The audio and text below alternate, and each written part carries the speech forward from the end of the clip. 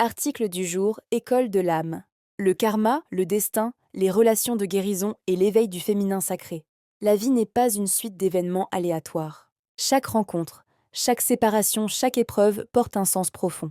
Derrière nos expériences se trouve le karma, la mémoire de l'âme et le destin. Le chemin que nous sommes appelés à reconnaître.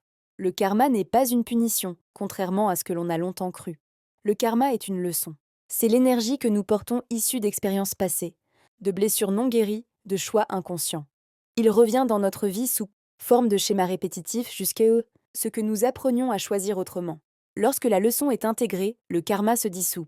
Le destin ne nous enferme pas, il nous appelle. Il représente le potentiel le plus élevé de notre âme.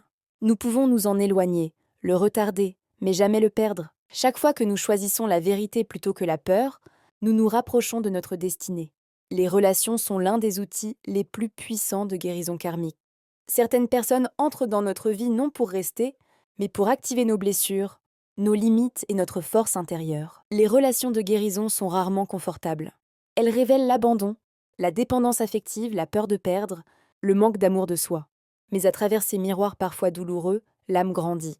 L'éveil du féminin sacré est un processus collectif et profondément intime. Le féminin n'est pas faiblesse, mais réceptivité, intuition, créativité et vérité émotionnelle. Pendant longtemps, l'énergie féminine a été réprimée, contrôlée ou blessée.